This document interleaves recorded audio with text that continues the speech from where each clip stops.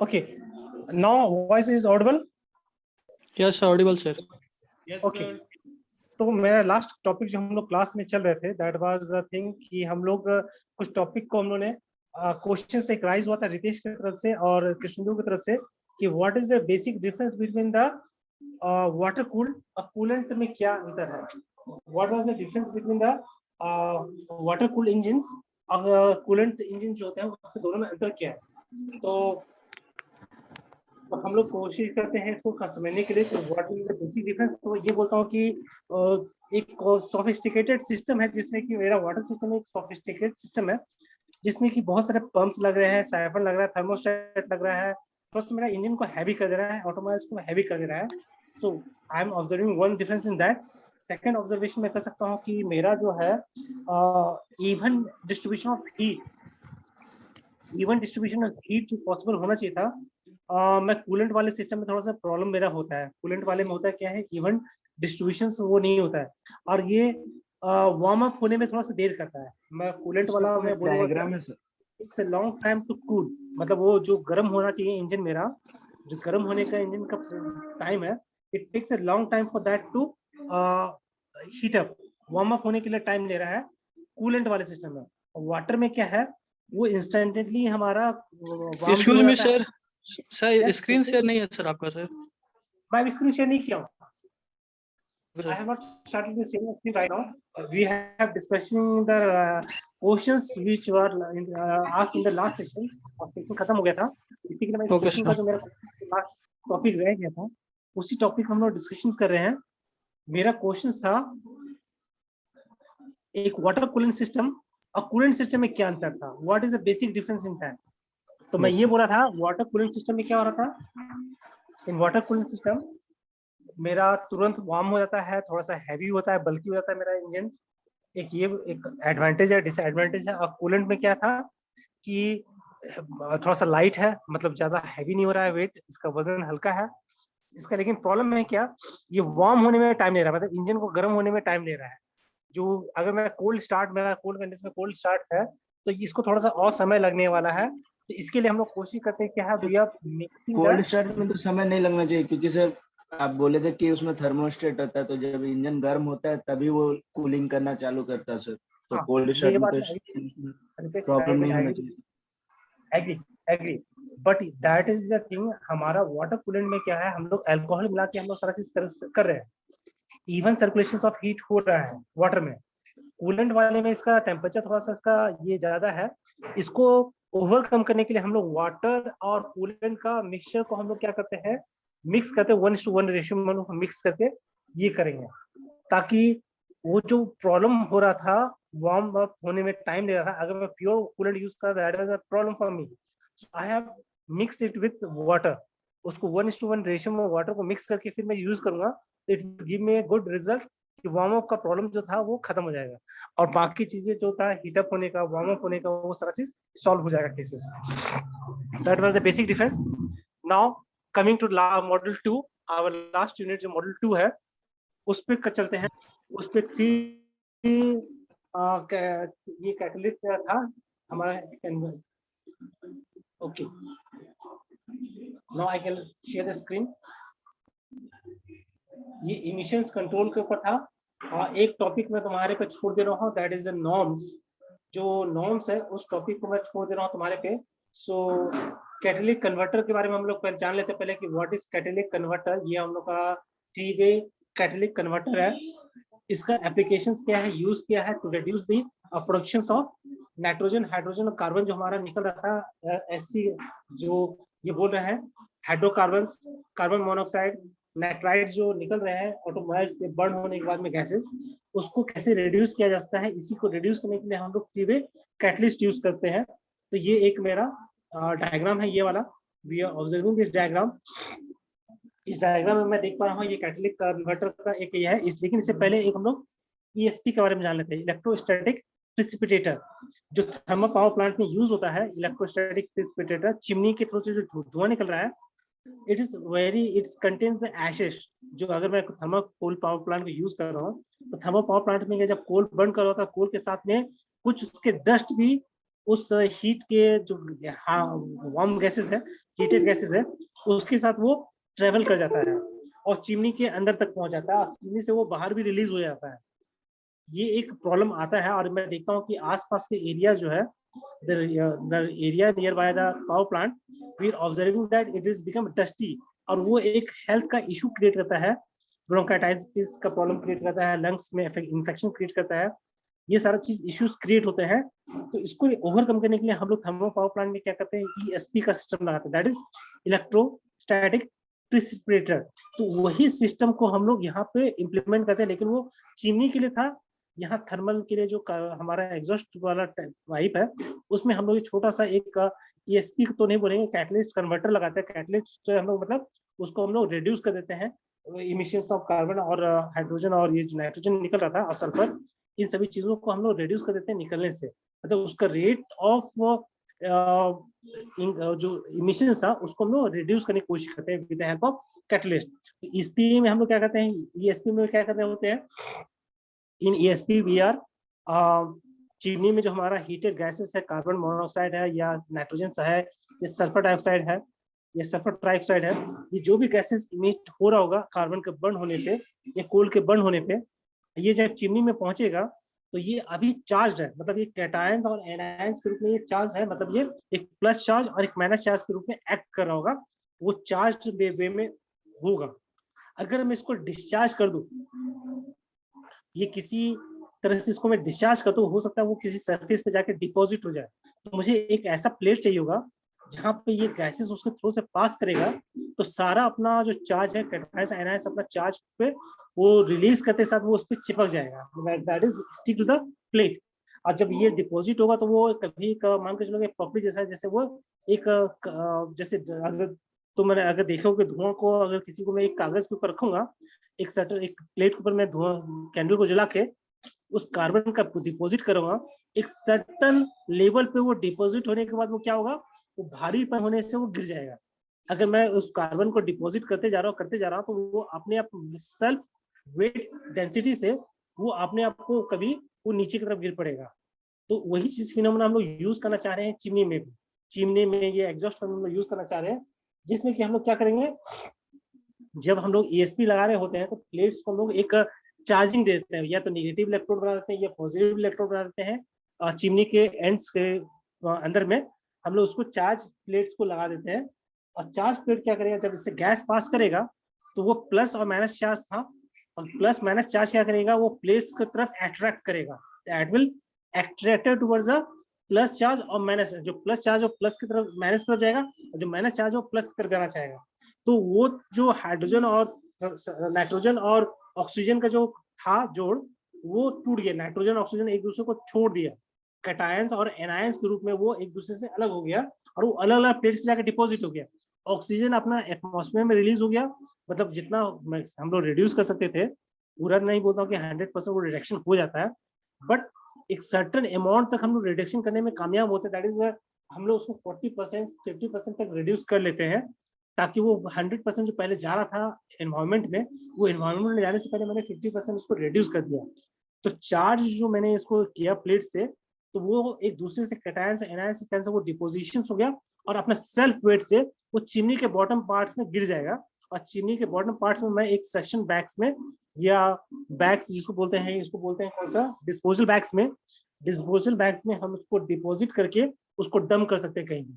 तो ये एक खासियत रहेगा कि मैं सीधा एयर में मिक्स करने की जगह पे, एयर को पोल्यूट करने की जगह पे, मैं उसको सीधा एक डिपोजिशन सिस्टम पे लेके आ रहा हूँ, उसके बाद उसको डंप कर रहा हूँ अपने तरीके से। तो ये एक है हार्मफुल गैसेस को रिलीज होने से रोकने का तरीका है चिमनी में। तो हमारे ऑटोमोबाइल्स में हम लोग एक सिस्टम लगा रहे हैं जो कि है 3-वे कैटलिस्ट सिस्टम, जिसमें हमारा एक सिंपल सा सिस्टम है, जिसमें हम लोग कंट्रोल करें किसको, हाइड्रोकार्बन को, कार्बन मोनोऑक्साइड को, सल्फर ऑक्साइड्स को, नाइट्रोजन ऑक्साइड्स को।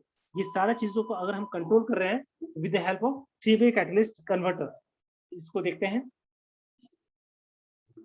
इसका देखते हैं क्या है इसमें हमारा क्या क्या है। The most important chemical reactions in petrol engine is that the provides the energy to drive the vehicle, और साथ में there is a incomplete combustion of fuel leads to the emissions of partial oxides of carbon monoxide and volatile organic compounds VOC, that is hydrocarbons.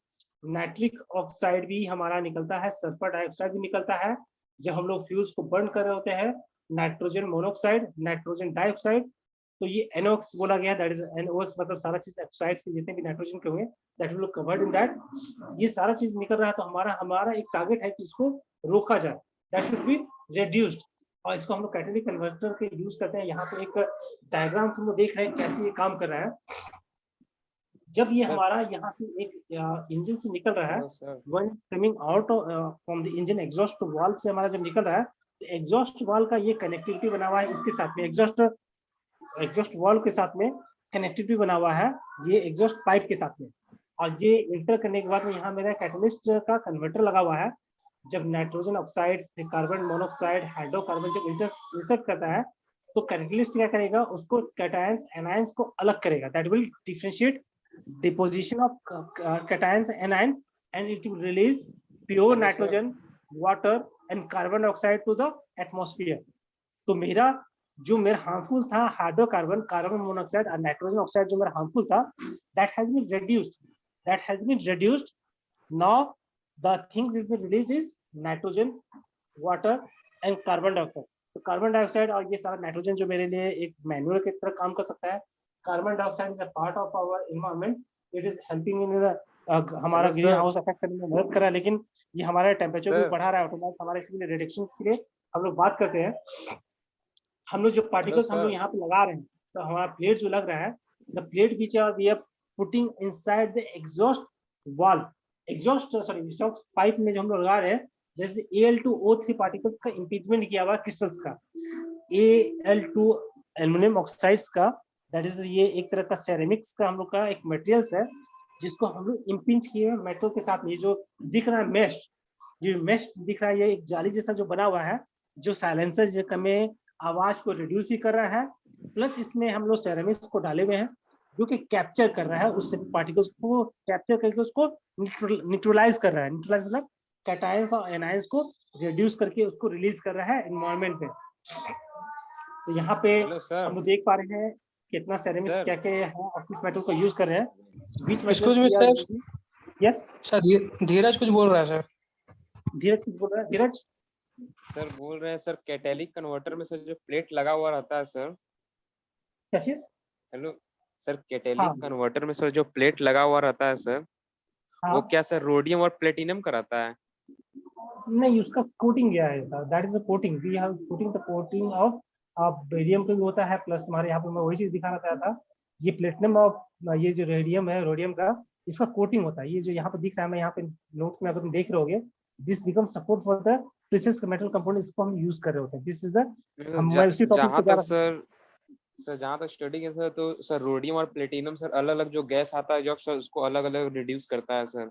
जैसे कि rhodium sir NOx को N2 और O2 में तोड़ता है और प्लेटिनम Hc को H2 और CO2 में तोड़ता है।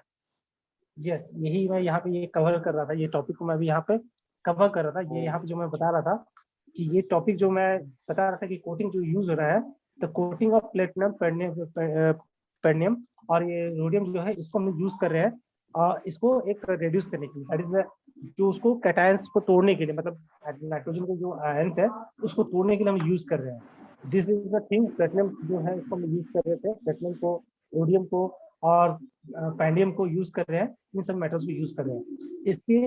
और साथ में हम लोग सेरेमिक को भी यूज कर रहे हैं। सेरेमिक जो है Al2O3 है, दैट इज ये सारा मेटल्स जो है कॉस्टली है, this metals are very costly, but we are trying to keep the हम लोग सेरेमिक्स का, एल्युमिनियम का Al2O3 सेरेमिक्स लेकर उस पे इस पे कोटिंग चढ़ा देंगे, ताकि वो कोटिंग जो रहेगा that will help to reduce the nitrogen जो है इसको तोड़ना कोशिश करेगा वो।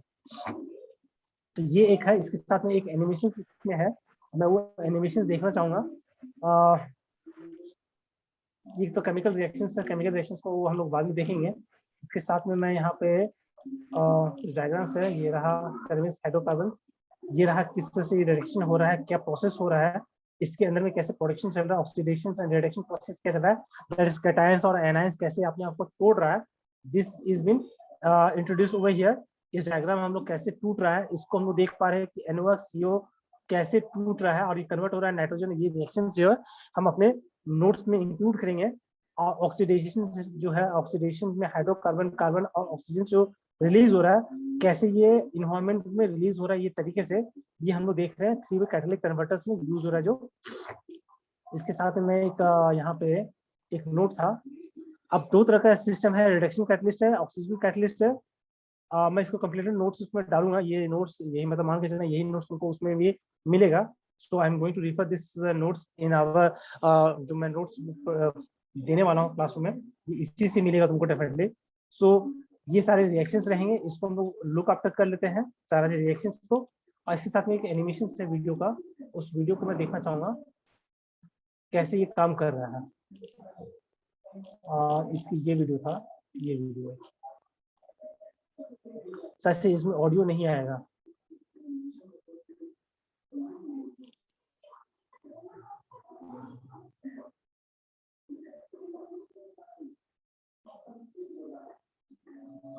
ये चीज नहीं दिखा रहा।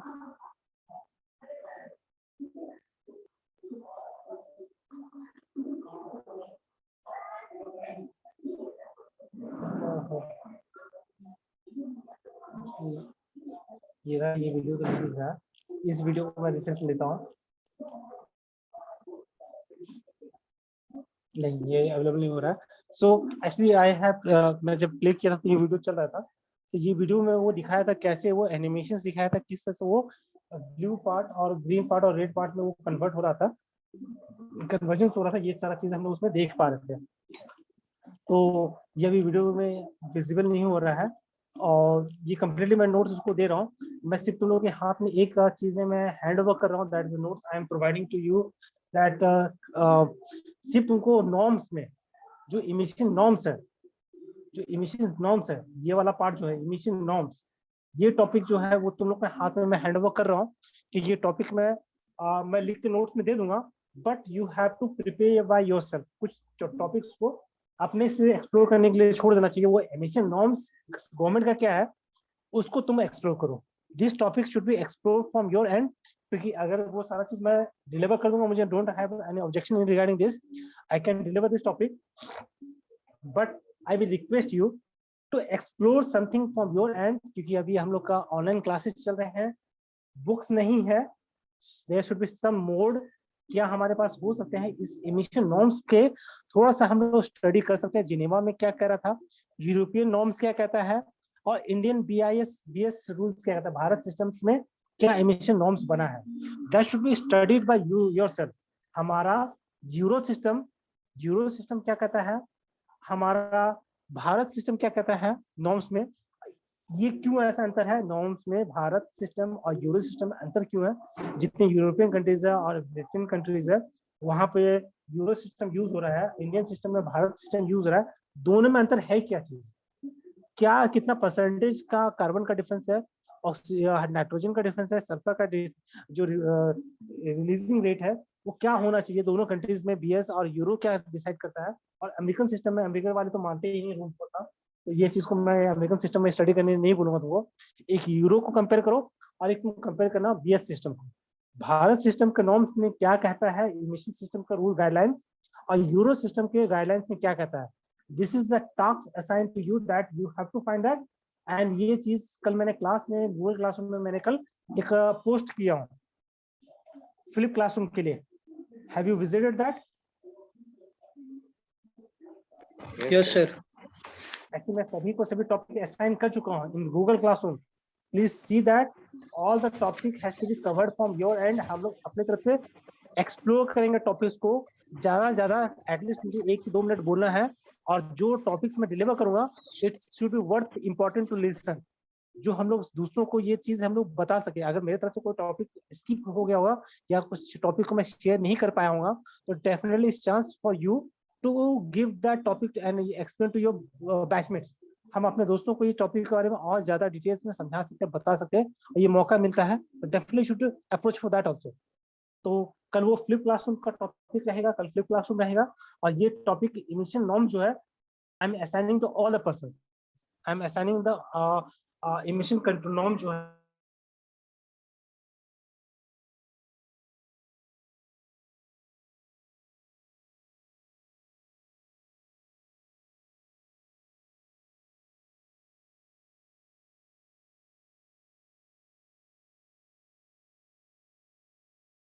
डिस्कस करते हैं इस चीज को। सो ये टॉपिक मेरा मॉड्यूल 2 कंप्लीट होता है और उसके बाद हम लोग मॉड्यूल 3 जो है हम लोग नेक्स्ट वीक जब सही होगा तो स्टार्ट करेंगे। लेकिन अभी फिलहाल के लिए अभी हम लोग कल के लिए फ्लिप क्लासरूम का रहेगा topics and which I have already assign to you. हमारा गूगल क्लासरूम में ये फ्लिप क्लासरूम का टॉपिक जो है ये असाइंड है। मैं ये चीज पहले से असाइन करके रखा हुआ हूँ, प्लीज गो थ्रू दैट। वो यहाँ पे रिजल्ट है अटेंडेंस ये, और इसी के साथ में मैंने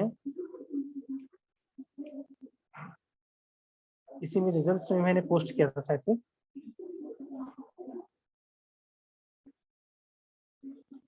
एक बार देख लेना, नहीं तो otherwise I will put in the Teachmint में मैं पोस्ट कर देता हूँ, टीचमेंट में नोटिस में वो डाल देता हूँ, उसको एक बार लुक आउट कर लेना सभी लोग।